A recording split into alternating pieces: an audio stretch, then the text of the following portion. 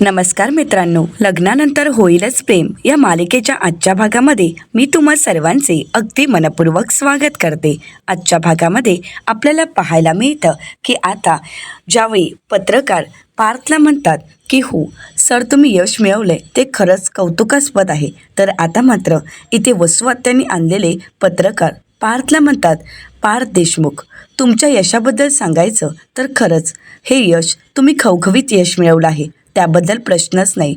खरंच त्याबद्दल तुमचं अभिनंदन. परंतु हे खवखवीत यश एवढी कठीण परिस्थिती असताना सुद्धा कसं मिळवलं, यामागे नक्की काय कारण आहे, याबद्दल तुम्ही आम्हाला सांगाल का? म्हणजे एवढ्या कठीण परिस्थितीत घवघवीत यश मिळवावं कसं, याबद्दल तुम्ही थोडं बोलाल का? आता मात्र पार्थ चिडतो आणि म्हणतो, तुम्ही हे काय विचारत आहात?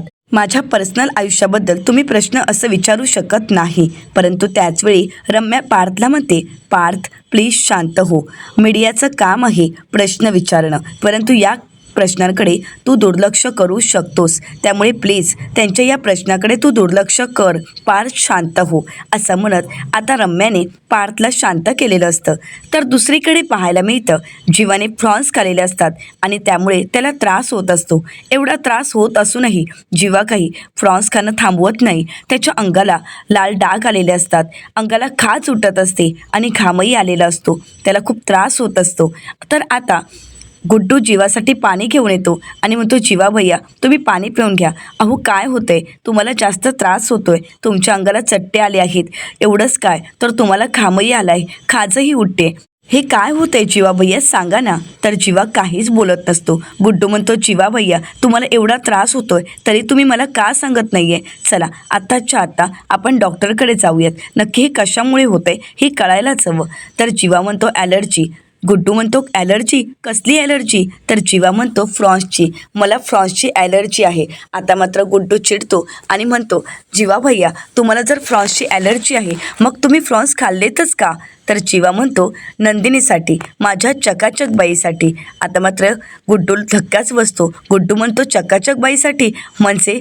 जीवा म्हणतो, माझ्या चकाचक बाईला कळायला हवं की माझं तिच्यावर किती प्रेम आहे आणि माझं प्रेम सिद्ध करण्यासाठीच मी हे सगळं काही केलं आहे. तर आता गुड्डू जीवाला म्हणतो, जीवा भैया अहो तुम्ही स्वतःचा जीव धोक्यात का घालताय? चला मी तुम्हाला आत्ता डॉक्टरकडे घेऊन जातो, तुम्ही उठा बरं, तुम्ही हात धुवून घ्या. असं म्हणत गुड्डू जीवाचे हात धुतो आणि त्यानंतर त्याला डॉक्टरकडे घेऊन जाण्यासाठी उठवतो. जीवा म्हणतो, नाही मी डॉक्टरकडे येणार नाही, मला नंदिनीच डॉक्टरकडे घेऊन जाईल. मी हे सगळं काही का केलं आहे तर नंदिनीने माझी काळजी घ्यावी, मला बरं नसताना तिने माझी सेवा करावी, तिला कळावं की मी तिच्यासाठी काय करू शकतो, यासाठीच हे मी केलं आहे. त्यामुळे आता नंदिनीच माझी काळजी घेईल. तर गुड्डू म्हणतो, जीवा भैया तुम्ही काय बोलताय? जीवा म्हणतो, हो मी डॉक्टरकडे जाईन तर नंदिनी सोबतच. आता मात्र गुड्डूजवळ दुसरा कुठलाच पर्याय नसतो आणि म्हणूनच गुड्डू नंदिनीला फोन करतो आणि घाबरतच म्हणतो, नंदिनी भाऊजी माझं ऐकता का? नंदिनी म्हणते, गुड्डू काय झालंय, तुम्ही एवढे का पॅनिक झालाय आणि एवढे का घाबरलाय? गुड्डू म्हणतो, इकडे जीवाबाईला त्रास होत आहे, त्यांना फ्रॉन्सची ॲलर्जी आहे, तरीसुद्धा त्यांनी फ्रॉन्स खाल्ले आहेत आणि यामुळे त्यांना भरपूर त्रास होत आहे, त्यांना डॉक्टरकडे घेऊन जावं लागेल. नंदिनी घाबरते आणि म्हणू लागते, तुम्ही हे काय बोलताय? जीवांना फ्रॉन्सची ॲलर्जी आहे आणि तरीसुद्धा त्यांनी फ्रॉन्स खाल्लेत. थांबा मी आलेच, तोपर्यंत तुम्ही डॉक्टरांना फोन करा. परंतु त्यावेळी नंदिनी तिथेच थांबते. नंदिनीला मागचे काही दिवस ते क्षण आठवतात, ज्यावेळी भरपूर थंडी असते, त्यावेळी जीवाला थंडी वाजत नसते, तरीसुद्धा जीवाने थंडी वाजण्याचं नाटक केलेलं असतं आणि नंदिनीच्या लक्षात आलेलं असतं. त्यावेळी नंदिनीने त्याच्याजवळ असणारे ब्लँकेट काढून घेतलेले असतात. तर नंदिनी ऑफिसला जात असताना जीवाची चिठ्ठी लिहित असतो. त्यावरून नंदिनीला असं वाटलेलं असतं की घरात येणारे बुके आणि त्या चिठ्ठ्या हे सर्व काही जीवाच लिहित आहे. आणि हे सगळं काही आठवल्यानंतर इकडे गुड्डू म्हणतो, काय झालं नंदिनी भाऊजी, तुम्ही येताय ना? तर नंदिनी गुड्डूला म्हणू लागते, नाही मी येत नाही आहे, कारण तुमचे जीवादादा मला खोटं सांगतात. तुमच्या जीवादादांच्या नाटकांना आता मी भुलणार नाही. लांडगा आला रे आला आणि सगळ्यांना घाबरवायचं हे तुमच्या जीवादादांचं ठरलेलं आहे. परंतु आता तुम्ही कितीही मला खोटं सांगण्याचा प्रयत्न केला तरी मी येणार नाही. गुड्डू म्हणतो, नाही नंदिनी भाऊजी हे खरं आहे, प्लीज तुम्ही या. परंतु नंदिनी काही ऐकून न घेता फोन कट करते. तर इकडे जीवा आता गुड्डूला विचारतो, काय झाले, नंदिनी येते ना? तर गुड्डू म्हणतो, नाही नंदिनी भाऊजींना तुमचं हे नाटक वाटत आहे, परंतु जीवा भैया तुम्ही काळजी करू नका, मी घरात जाऊन बघतो कोणी आहे का. असं म्हणत गुड्डू घराच्या दिशेने जात असतो तर इकडे जीवा रिक्षातील नंदिनीचा आणि त्याचा फोटो पाहतो, परंतु तो फोटोही त्याला नीट दिसत नसतो. त्याचवेळी त्याला चक्कर येते आणि तो तिथेच कोसळतो. आता मात्र गुड्डू मोठ्यानेच म्हणतो, जीवा भैया. तर दुसरीकडे ऑफिसमध्ये आपल्याला पाहायला मिळतं वसुआत्यांनी आणलेले पत्रकार पार्थला म्हणू लागतात, पार्थ देशमुख, खरंच मी तुम्हाला तुमच्या पर्सनल आयुष्याबद्दल एक छोटासा प्रश्न विचारतो. म्हणजे बघा ना, तुमची बायको आणि तुमचे बंधू जीवा देशमुख यांनी तुमचा विश्वासघात केला. त्यांनी जे काही केलं ते सर्वांसमोर उघड झालंच आहे, परंतु हे सगळं होत असताना सुद्धा तुम्ही तुमच्या कामाकडे दुर्लक्ष केला नाही. तुम्ही तुमचं काम चालूच ठेवलं आणि आजचा हा अवॉर्ड तुम्हाला मिळाला, हे घवघवीत यश तुम्हाला मिळालं. आणि म्हणूनच मला तरी असं वाटतंय की आजच्या पिढीचे तुम्ही रोल मॉडेल होऊच शकता. तर आता वसुआत्या हसू लागतात. तर ज्यावेळी रम्या वसुआत्यांकडे पाहते त्यावेळी रम्याच्या लक्षात येतं की हे सगळं आपल्या आईनेच घडून आणलं आहे. रम्या हळू इशारा करतच आईला विचारते, आई तू? तर वसुआत्या म्हणतात की हो, त्यामुळे तू शांत राहा. तर पार्थ चिडतो आणि त्या पत्रकारांना म्हणतो, तुम्ही माझं अभिनंदन करत आहात, कौतुक करत आहात की अपमान करताय, हे समजेल का मला. तर पत्रकार म्हणतात, नाही नाही सर, तुम्ही प्लीज असा गैरसमज करून घेऊ नका, पण मी फक्त बातमीदाराचं पत्रकाराचं कर्तव्य पार पाडत आहे. साहेब, आम्हाला तुम्हाला एवढंच विचारायचं आहे की बायको पाठीशी नसतानाही तुम्ही एवढं मोठं खवखवीत यश मिळवलं, त्याबद्दल तुम्ही आमच्या प्रेक्षकांना जर मार्गदर्शन केलं तर खरंच खूप बरं होईल. आता मात्र पार्थला त्या पत्रकारांचा खूप राग आलेला असतो. पार्थ त्यांच्यावर आवाज चढवत म्हणतो, हे बघा, तुम्हाला आता पार्थ पुढे काही बोलणार, परंतु त्याचवेळी काव्याची तिथे धमाकेदार एंट्री झालेली असते. काव्या आता पार्थ काही बोलण्या अगोदरच म्हणते, कोण म्हणालं पार्थ देशमुख यांची बायको त्यांच्या पाठीशी उभी नाही आहे. असं म्हणत काव्याने तिथे समोर येत आता रम्या आणि वसुआत्या यांच्या चेहऱ्यावरचा रंगच उडवलेला असतो. आता वसुआत्या आणि रम्या या दोघांना तर धक्काच बसतो, परंतु पार्थ काव्याकडे पाहतच राहतो. आता रम्या वसुआत्यांना म्हणते, ही इथे काय करते, थांब, मी तिला सांगून येते की ती येऊ शकत नाही, आत्ताच्या आता मी तिला जायला सांगते. वसुआत्या म्हणतात, थांब रम्या, तू असं काहीही करणार नाहीयेस, जरा शांत बसशील का.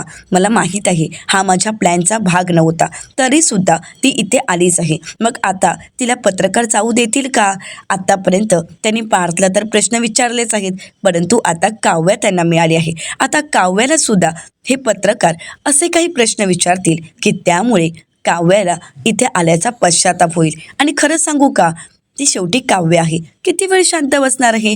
थोडा वेळ शांत राहील आणि मग तिचा भडका उडेलच, मग चिडेल, राग व्यक्त करेल आणि पुढे काय होणार हे तर आपल्याला माहीतच आहे. आणि तेव्हा खरी मजा येईल. त्यामुळे तू आता इथेच थांब रम्या, तू कुठेही जाऊ नकोस. जे घडतंय ते आपल्यासाठी योग्यच आहे, त्यामुळे रम्या आता तू कोणतंही पाऊल उचलणार नाहीयेस. आता वसुआत्यांच्या बोलण्यावर विश्वास ठेवत रम्या तिथेच थांबते. तर काव्या आता हळूहळू एक एक पाऊल पुढे टाकत वसुआत्यांकडे पाहते आणि त्यानंतर पार्थच्या बाजूला येऊन उभी राहते. आता मात्र रम्याचा थोडा चळफळाट होत असतो. तर पत्रकार पार्थ आणि काव्याचे एकत्र फोटो काढत असतात. आता काव्या पार्थचा हात हातात घेते आणि सर्वांसमोर एकजूट दाखवत प्रश्न करत म्हणते, कोण म्हणालं की मी पार्थ देशमुखांसोबत नाही आहे, कोण म्हणालं बघू, मलाही बघायचं आहे की कोणाला असं वाटते की मी पार्थ देशमुखांसोबत नाही आहे, त्यांच्या बायकोची त्यांना साथ नाही आहे. असं म्हणत आता काव्यानेच पत्रकारांना उलटा प्रश्न विचारलेला असतो. आता मात्र इकडे रम्या आणि वसुआत्या घाबरून जातात, इकडे पत्रकारांना मात्र धक्काच बसतो, ते शांतच होतात. तर दुसरीकडे मोहितेंच्या घरी आपल्याला पाहायला मिळतं की गुड्डू आता जीवाच्या तोंडावर पाणी मारत त्याला शुद्धीवर आणण्याचा उठवण्याचा प्रयत्न करत असतो, परंतु जीवाला खूप त्रास होत असतो. त्याला काहीच कळत नसतं, तो पूर्णपणे बेशुद्ध झालेला असतो. आता जीवा हळूहळू शुद्धीवर येऊ लागतो, परंतु त्याच्या तोंडी फक्त नंदिनीचं नाव असतं. जीवा नंदिनीला आवाज देतो तर गुड्डू म्हणू लागतो, जीवाबाई अहो काय झालंय, तुम्ही तर प्रेमात वेडे झाला आहात. अहो तुम्हाला कळतंय का, तुमच्या इथे जीवावर बेतलंय तरी सुद्धा तुम्ही नंदिनी भाऊजींना आवाज देत आहात. जीवाभैया मी तुम्हाला खरं सांगतोय, मी तुम्हाला काहीच होऊ देणार नाही. असं म्हणत गुड्डू आता जीवाची काळजी घेत असतो, त्याला त्यातून वाचवण्याचा, बरं करण्याचा प्रयत्न करत असतो. जीवाचा त्रास गुड्डूला पाहवत नसतो. गुड्डू म्हणतो, थांबा जीवा भैया, मी आलोच, मी मालकीनबाईंनाच सांगून येतो. असं म्हणत आता गुड्डू तिथून जात असतो. जीवा म्हणतो, मला फक्त नंदिनीच पाहिजे. असं म्हणत तो गुड्डूला थांबवण्याचा प्रयत्न करत असतो, परंतु गुड्डू काही जीवाचं ऐकून घेत नाही आणि तो मोहितेंच्या घरी येत बेल वाजवू लागतो. आता नंदिनीचे वडील दरवाजा उघडतात आणि विचारतात, काय झालंय? तर गुड्डू म्हणू लागतो, जीवा भैयांना त्रास होत आहे. आता हे सगळं काही इकडे नंदिनीच्या वडिलांना खोटं वाटत असतं. ते म्हणू लागतात, तुमची ही रोजची नाटकं नको आहेत. त्याच्या नाटकाला आम्ही खरंच कंटाळलो आहोत. त्यामुळे मी हात जोडतो, त्याला म्हणावं इथून निघून जा. तर गुड्डू नंदिनीच्या वडिलांना म्हणतो, नाही मालक, खरंच जीवा भैयांना त्रास होत आहे आणि ते खाली पडले आहेत, त्यांच्या पोटात खूप दुखत आहे, त्यामुळे प्लीज चला. परंतु नंदिनीच्या वडिलांना हे सगळं काही खोटं वाटत असतं. ते गुड्डूला म्हणतात, तुमच्या नाटकांना आम्ही फसणार नाही, निघ इथून. असं म्हणत ते दरवाजा बंद करून घेतात. गुड्डू हात जोडून विनंती करू लागतो. दरवाजा उघडण्यासाठी तो जोरजोरात आवाज देऊ लागतो. तो म्हणू लागतो, हे नाटक नाही आहे, आम्ही खरं सांगत आहे, प्लीज माझ्यावर विश्वास ठेवा, तुम्ही येऊन फक्त एकदा जीवा भैयांना बघा. परंतु नंदिनीचे वडील काही ऐकून न घेता दरवाजा बंद करतात आणि तिथून निघून जातात. इकडे मात्र गुड्डूला जीवाची खूप काळजी वाटत असते. जीवाच्या काळजीने गुड्डूचा जीव मात्र कासावीस होत असतो. या सगळ्यामुळे गुड्डू खूप रडत असतो, देवाला प्रार्थना करत असतो. गुड्डू सर्व प्रयत्न करत असतो, परंतु कोणीच गुड्डूला साथ देत नसतात. त्यामुळे गुड्डूला आता काय करावं काहीच कळत नाही. तर दुसरीकडे ऑफिसमध्ये आपल्याला पाहायला मिळतं, आता पत्रकार काव्याला म्हणतात, तुम्ही? तर काव्या म्हणते, हो मी, काव्या पार्थ देशमुख यांची बायको. आता मात्र पत्रकार काव्याला म्हणतात, अच्छा तुम्हीच त्या काव्या पार्थ देशमुख यांच्या धाकट्या भावाबरोबर संबंध ठेवणाऱ्या?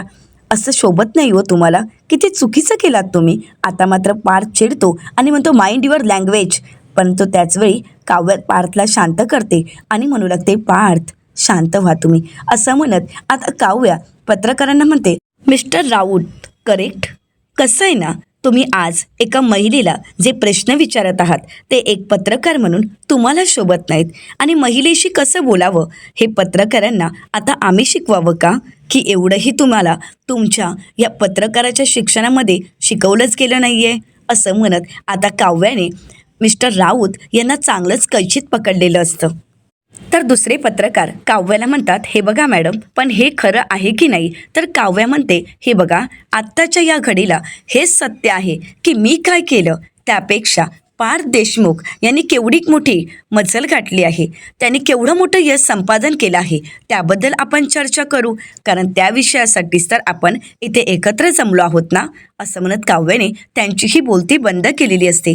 तर दुसऱ्या पत्रकार मॅडम काव्याला म्हणतात, परंतु मॅडम 16 डिसेंबरला देशमुखांच्या घरी काय घडलं याचे व्हिडिओ सगळीकडे व्हायरल झाले आहेत आणि ते सगळ्यांनाच माहीत आहेत. तर काव्या म्हणते, हो ना, तेच तर मला म्हणायचं आहे की एखादी जर वाईट गोष्ट घडली तर ती तुम्ही पटकन व्हायरल करता, पण जर चांगली गोष्ट घडली तर मग ती व्हायरल करायला तुम्हाला वेळ का लागतोय? असं म्हणत काव्याने त्या मॅडमचंही तोंड बंद केलेलं असतं. परंतु मिस्टर राऊत काव्याला म्हणतात, कारण काव्या मॅडम दरवेळी काळ्यावर पांढरं फासून त्याला व्हाईट वॉश देता येत नाही. अनेकदा ज्यावेळी काळ्यावर पांढरं फासलं जातं त्यावेळी त्यातून राहतो तो ग्रे कलर आणि अगदी तुमच्या नात्यातही तोच कलर उरला आहे. तर काव्या म्हणते, क्या बात आहे. असं म्हणत काव्या टाळ्या वाजवतच वसू आत्या आणि रम्याच्या तिथे येते आणि म्हणू लागते, आमच्या नात्याबद्दल बऱ्याच जणांना बऱ्याच गोष्टी आपोआपच माहीत झाल्या आहेत, हो की नाही मिस्टर राऊत? आता काव्या रम्याच्या बाजूला येऊन उभी राहते आणि पार्थ आणि रम्याच्या मध्ये असते. तर त्यावेळी काव्या पत्रकारांना प्रश्न करत म्हणते, म्हणजे बघा ना, एक मुलगी लग्नानंतर तिच्या आयासच्या प्रिलिम्स कंप्लीट करते, त्यातही ती घवघवीत यश मिळवते. मग मला सांगा, त्याबद्दल चर्चा होते का? त्याची बातमी होते का? त्याचे व्हिडिओ व्हायरल होतात का? नाही. पार्थ देशमुख विक्रम देशमुख यांच्या पावलावर पाऊल ठेवून आज यश मिळवत आहेत, त्याची बातमी होते का? नाही. असं म्हणत काव्याने आता पत्रकारांना चांगलंच थारेवर धरलेलं असतं. काव्या पुढचा प्रश्न करत पत्रकारांना म्हणते, देशमुखांची पुढची पिढी आता व्यावसायिक क्षेत्रामध्ये खूप छान यश मिळवते आणि छान काम करते, याबद्दल कधी तुम्ही त्यांची मुलाखत घेतली आहे का? याबद्दल तुम्ही त्यांची कुठली बातमी व्हायरल केली आहे का? नाही. असं म्हणत काव्या एक एक प्रश्न करत पत्रकारांनी केलेल्या आत्तापर्यंतच्या चुका पत्रकारांना दाखवून देण्याचं काम करत असते. तर काव्या पुढे म्हणते, पण या सगळ्यांमध्ये मात्र देशमुखांच्या घरातील खाजगी गोष्टी चव्हाट्यावर आणतो तो हा सगळा मीडिया वर्ग, असं म्हणत काव्याने आता मीडियाजवळ बोट दाखवलेलं असतं. या मीडिया वर्गाचा या सगळ्या गोष्टींकडे चांगलाच कल असतो आणि व्हिडिओ तुम्ही व्हायरल करायच्या, बातम्या तुम्ही व्हायरल करायच्या आणि येऊन आम्हालाच प्रश्न विचारायचं की याबद्दल तुमचं काय मत आहे, याबद्दल तुम्ही काय सांगू शकता, याबद्दल तुम्ही काय मार्गदर्शन करू शकता, हो की नाही? पण असं कसं चालेल ना, ते चालणारच नाही. हे बघा, माझ्या आणि माझ्या नवऱ्याच्या प्रायव्हसीचा भंग झाला आहे आणि मीडियावाल्यांना खाद्य मिळालं आहे, कारण त्यांना अशाच बातम्या व्हायरल करायच्या असतात. जे चांगलं घडतंय ते कधी त्यांना व्हायरल करायचंच नसतं, हे तर वेळोवेळी सिद्ध झालेलं आहे. तर एक पत्रकार मॅडम काव्याला म्हणतात, प्रायव्हसीच्या गोष्टी हाणताना तुमच्या प्रायव्हेट गोष्टी आणि तुमच्या प्रायव्हसी हे तुमच्या खाजगी आयुष्यापुरत्याच मर्यादित ठेवायला शिका ना. आता मात्र काव्या त्यांना काही बोलणार, परंतु त्या अगोदरच पार्थ त्यांना उत्तर देत म्हणतो, तुम्हाला काय वाटतंय, 16 डिसेंबरला आम्ही व्हिडिओ काढला आणि तो व्हिडिओ आम्हीच व्हायरल केला. तर दुसरे पत्रकार पार्थला म्हणतात, कोणास ठाऊक, हे सगळं काही तुम्हीही केलं असावं, कारण आजकाल एखादी व्यक्ती त्याचं नाव पुढे आणण्यासाठी एवढ्या खालच्या थराराही जायला मागे पुढे पाहत नाही, असं म्हणत पत्रकार आता पार्थला दोष देऊ लागतात. तर पार्थ पत्रकारांवर चिडतो आणि म्हणतो, हे बघा, परंतु त्याचवेळी काव्या पार्थला थांबवते आणि म्हणते, पार्थ तुम्ही शांत व्हा, कारण कसं आहे ना, आपण काहीतरी रिॲक्ट व्हावं आणि ही जखम पुन्हा एकदा चिघळली जावी आणि या बातमीदारांना तेच कारण मिळावं, यासाठी हे सगळं काही चालू आहे. त्यामुळे आपण काही रिॲक्ट व्हायचं नाही, काहीही बोलायचं नाही. तर काव्या सर्वांनाच म्हणते की आज आपण माझा नवरा पार्थ देशमुख याच्या यशाबद्दल बोलण्यासाठी इथे जमलो आहोत, परंतु तरीसुद्धा तुम्हाला आमच्या प्रायव्हेट आयुष्याबद्दल, आमच्या खाजगी आयुष्याबद्दल आणि सगळ्यात महत्त्वाचं म्हणजे पार्थ देशमुख यांच्या बायकोने आयुष्यात पहिल्यांदा काय केलं याबद्दल जर बोलायचं असेल तर खुशाल बोला, मला काहीच प्रॉब्लेम नाही आहे, असं म्हणत काव्याने खुलं आव्हान दिलेलं असतं. पण काव्या पुढे त्यांना म्हणते, पण एक गोष्ट अजूनही या जगात चांगलं शिकावं, चांगलं ऐकावं, चांगल्या गोष्टी का आपल्याला आत्मसात करता यावीत अशी असंख्य लोक या जगात आहेत आणि त्यांना चांगल्या गोष्टी ऐकायला आवडतात. तुमच्यासारख्या अशा घाणेरड्या गोष्टी व्हायरल केलेल्या कित्येक जण लोक त्याकडे दुर्लक्ष करतात.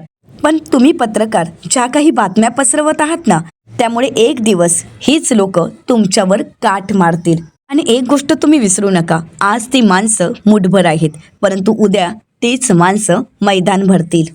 आणि कसं आहे ना, या सगळ्यामध्ये मी आणि पार्थ तुम्हाला उत्तर देणं बांधील नाही आहोत, परंतु एक दिवस असा येईल की तुम्हाला त्यांना उत्तर द्यावं लागेल, तुम्ही त्यांना उत्तर द्यायला बांधील आहात, असं म्हणत आता सगळ्या पत्रकारांची काव्याने बोलतीच बंद केलेली असते. काव्या पुढे म्हणते, तुम्हा सर्वांना माझ्या भूतकाळाबद्दलच बोलायचं आहे ना, म्हणजे आज आपण इथे माझ्या नवऱ्याच्या यशाबद्दल बोलायला आलो तरीसुद्धा त्यामध्ये तुम्हाला काही इंटरेस्ट नाही, तुम्हाला माझा भूतकाळ जाणून घ्यायचा आहे. तर चला तर मग आपण सुरुवात करूया, कारण तसंही तुमच्या सगळ्यांच्या मनात असंख्य प्रश्न आहेतच ना, त्या सगळ्या प्रश्नांची उत्तरं मी देऊन मोकळी होते. सगळ्यांच्या मनातले सगळे प्रश्न, गैरसमज सगळं काही दूर करायला मी तयार आहे. चला तुम्ही आता मला प्रश्न विचारा बघू, कारण काव्या देशमुखमध्ये तेवढी धमक आहे. बोला बोला, तुमचे प्रश्न काय काय आहेत. आता मात्र सर्वच जण शांत होतात, तर वसू आत्या त्यांच्या पत्रकारांना खुणावूनच प्रश्न विचारायला सांगतात, परंतु ते प्रश्न विचारायला नकार देतात. काव्या म्हणू लागते, काय झालं, तुम्ही सर्वच जण एवढे शांत का झालात, मगाशी तर सर्वच जण बोलत होता, आता बोला ना, बोला एकाने, मला प्रश्न विचारा, मी त्याची उत्तरं देईन. परंतु कोणी काहीच बोलत नाही. काव्य म्हणते, मी तुम्हाला म्हणाले ना की मी तुम्हाला सगळ्या प्रश्नांची उत्तरं द्यायला तयार आहे, तरीसुद्धा तुम्ही शांत, म्हणजे तुमच्या मनात आता कोणताच प्रश्न नाही आहे का, कोणताच गैरसमज नाही आहे का, सगळे गैरसमज दूर झाले आहेत का, असं म्हणत काव्या आता सर्व पत्रकारांची बोलतीच बंद करते. कोणी काहीच बोलत नाही. तर काव्य पुढे म्हणू लागते, माझ्या नवऱ्याच्या कौतुकाच्या आड माझा भूतकाळ येतोय ना, मग काढून टाकूया ना तो बोळा, म्हणजे माझ्या नवऱ्याच्या निखळ यशाचा स्वच्छ जरा वाहत राहू देत आणि त्यासाठी मला जे प्रश्न विचारायचे आहेत ते विचारा. कारण माझा नवरा पार्थ विक्रम देशमुख अत्यंत रॉयल आहे आणि लॉयरही आहे, त्यामुळे तुम्ही काळजीच करू नका. त्यांचं मन इतकं मोठं आहे की त्यामध्ये ते त्यांच्या बायकोचा भूतकाळही सामावून घेतील, तोही स्वीकारतील.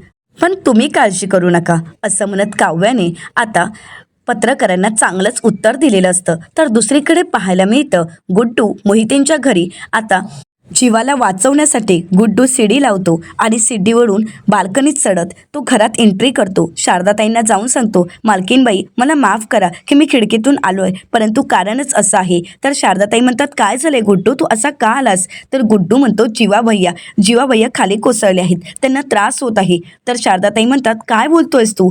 तर गुड्डू म्हणतो की हो, त्यांना फ्रॉन्सची ॲलर्जी आहे आणि तरीसुद्धा त्यांनी फ्रॉन्स खाल्लेत.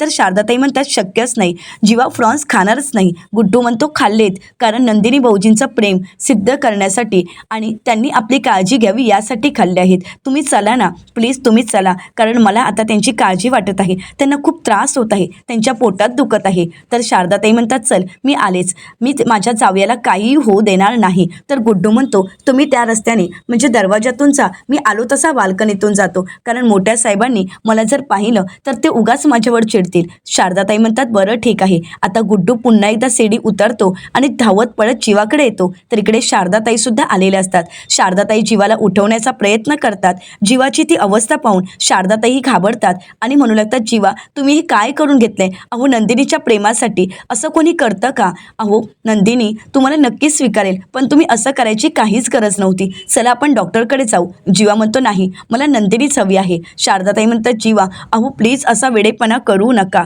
परंतु जीवा काही ऐकायला तयार नसतो. तर गुड्डू शारदाताईंसमोर हात जोडत म्हणतो, मालकीनबाई तुम्ही एक काम करा, तुम्ही नंदिनी भाऊजींना फोन करा आणि त्यांनाच बोलावून घ्या. मी फोन केला होता, परंतु त्यांना आमचं हे सगळं काही नाटक वाटतंय. तर शारदाताई म्हणतात, त्यांना नाटक का वाटेल तिला? तर गुड्डू म्हणू लागतो, मला माहीत नाही, परंतु नंदिनी भाऊजी यांनी यायला नकार दिला. शारदाताई म्हणतात, ही नंदिनी सुद्धा ना बाबांसारखाच विचार करायला लागली आहे, मलाच आता फोन करावा लागेल. शारदाताई गुड्डूला म्हणतात, तू तोपर्यंत लक्ष ठेव, मी आलेच फोन करून, असं म्हणत शारदाताई घरी निघून जातात. तर इकडे गुड्डू जीवाकडे असतो. जीवा मात्र फक्त नंदिनीच्या नावाचा जप करत असतो. तर दुसरीकडे ऑफिसमध्ये पाहायला मिळतं, काव्या आता पत्रकारांना म्हणू लागते, याला फक्त 2 कारणं आहेत.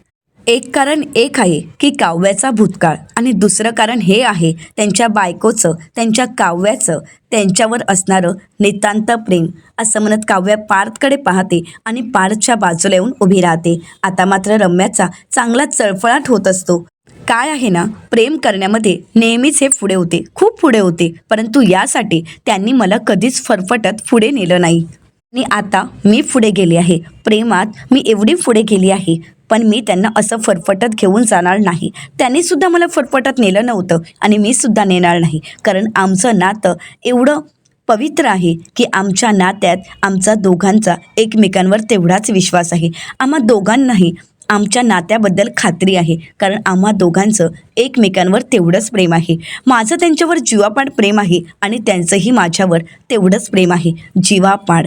पार्थ देशमुख माझ्यावर जीवापाड प्रेम करतात याची मला पूर्ण खात्री आहे आणि तेच माझ्यासाठी पुरेसं आहे. आणि सगळ्या मीडियासमोर मला सांगावंसं वाटतंय की मला या गोष्टीचा अभिमान आहे की माझं पार्थ देशमुखांवर जीवापाड प्रेम आहे आणि ते शेवटपर्यंत राहील.